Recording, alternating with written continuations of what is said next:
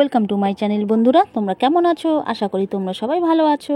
এসে গেছি তোমাদের সামনে নতুন দিনে নতুন একটি ব্লগ নিয়ে। গুড মর্নিং বন্ধুরা, সকাল সকাল ব্লগটি শুরু করে দিলাম। একদম সকালবেলা আমি প্রথমে কী করলাম বলো তো, ঘর ঝাড়ঝাঁটা দিয়ে একটা কাজের কথা খুব মনে পড়ে গেল, অনেক দিন যাবৎ করা হয় না। তো ভাবলাম কী করব বলো তো, যে চলো ফ্রিজ থেকে যে ডিমটা নিলাম, ডিমটা ফাটিয়ে আমি আজকে মাথায় দেবো। আসলে কি বলো তো, এত ঘন ঘন শ্যাম্পু করা হয়, তেলটা ঠিক মতনও দেওয়া হয় না। আর তেল না মাথায় দিলে না গরমও লাগে, দিতেও ইচ্ছা করে না। তো খালি বারবার সপ্তাহে 2 দিন 3 দিন যদি শ্যাম্পুই করি, চুলের যদি যত্ন না নিই, তাহলে চুলটাই বা টিকবে কী করে। তো এর আগেও একদিন মনে পড়েছিল, কিন্তু এমন সময় মনে পড়লো যে আমি দিতেই পারিনি। তা আজকে সকালেই আগে যখন মনে পড়লো না, আগে আমি ডিমটা ফাটিয়ে মাথায় দিয়ে নিয়ে তারপরে আমি বাদবাকি সব কাজ সারবো। তো খালি ঝাড়ঝাটা দিয়ে এইটা করলাম। তারপরে যে রুদ্রকে এখন একটু খাওয়াতে বসছি, ও যেহেতু পড়তে যাবে। আর ও প্রথমে না বুঝতে পারিনি আমি মাথায় কী দিয়েছি, পরে যখন ওকে বললাম তখন হাত দিয়ে দেখছি, মা এরকম শক্ত শক্ত হয়ে গেছে কেন মাথাটা। আনছি কি এই ডিম দিয়েছি, বলে কি আমিও দেবো না? হ্যাঁ তুই দিবি, রান্নার জন্য ডিম আনা হয়, আর তুই আর আমি মিলে যদি মাথায় দেই তাহলে আর বাবা বলবে না আর ডিম আনা যাবে না। সে যাই হোক, ওকে খাইয়ে দাইয়ে এখন 8টা বাজতে চললো, আমি বাদবাকি কাজগুলো সেরে নেব। তো চলো, ওকে খাওয়ানো তো আমার মোটামুটি হয়ে গেল। এবার আমি ঘরটাও মুছে নিচ্ছি, মুছে নিয়ে স্নানটাও সেরে নিলাম, পূজাটাও দিয়ে দিয়েছি। এখন ঘড়িতে বাজে 9টার মতন বাজে। তো এরপরে আবার একটু টিফিনটাও করব। একটু ভাবছি টিফিন কি করব, গোলা রুটি করব। গোলা রুটিটা করব।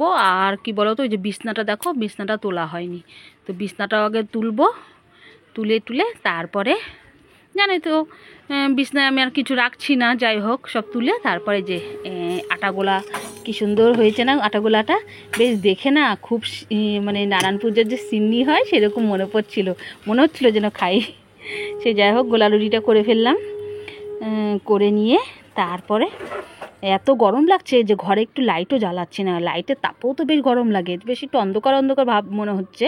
তো সকালবেলা তো আগে খেয়ে দিয়ে নিই, তারপরে রান্নায় যাব।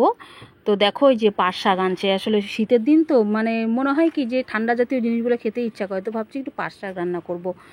তো চলো, আমার দেওর কি করেছে, কি কাণ্ড করেছে, আজকাল যা আমরা ফেসবুকে দেখছি ভাইরাল জিনিসটা, সেটাই আমার দেওরও করেছে। দেখো কি সুন্দরভাবে ওদের ঘরের চালে পাইপের মাধ্যমে জল সিস্টেমে দেখো এভাবে চালটাকে ভিজাচ্ছে। ভালো একটা জিনিস করেছে, যেহেতু আমাদের মতো ঘরে এসি টেসি তো নেই, এইভাবে যদি একটু চালটা ঠান্ডা রাখে তাহলে বেশ ভালোই লাগে। তো আমি রান্না করতে করতে আবার এসব দেখতে চলে আসলাম। রোদের মধ্যে না দাঁড়িয়ে থাকাও যাচ্ছে না, ছবিও তোলা যাচ্ছে না। তো কিছুক্ষণ আমি ছবিটা তুলে তারপরে আবার ঘরে চলে যেতে হবে। এই যে দেখো, বেশ ভালোই লাগছে দেখতে। তো চলো, কি রান্না করলাম তোমাদের দেখাই। মাছের টক, আর রান্না করেছি দেখো ঠান্ডা পাট শাকের ডাল, আর কালকের একটু ডাল ছিল মুগের ডাল, সেটাকে যে শুকিয়ে নিয়েছি। ভাত তো আছে, এই যে মাছের ঝোল। চলো চলো, আমার ছেলের আজকে প্রচণ্ড খিদা পেয়ে গেছে, ওকে খেতে দিয়ে নিই। রান্না বান্না সব হয়ে গেছে, আর এখন বাজে ঘড়িতে 1:30টার মতন।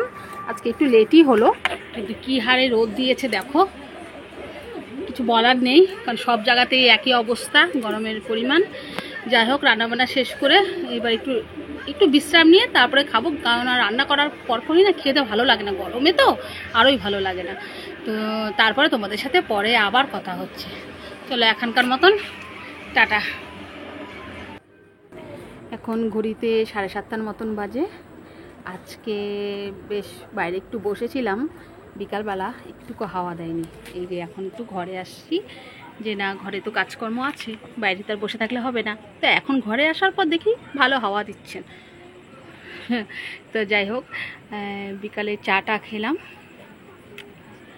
একটু চা না খেলে ভালো লাগে না, আসলে একটু মাথাটা ব্যথা করছিল, মনে হলো যেন একটু চা খাই।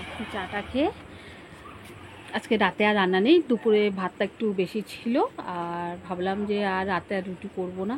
আর বাবা বললো তাই ঠিক আছে, ভাতই খেয়ে নেবে। তো রান্না বান্না যেহেতু নেই আর চিন্তা নেই। আর রুদ্রকে এখন একটু পড়াবো, ও একটু পড়তেও বসছে। চলো দেখি। পড়তে বসলে তো অনেক অজুহাত হয়ে যায়। আমি যদি একটু বাইরে চলে যাই, ব্যাস চলে যাবে বাইরে।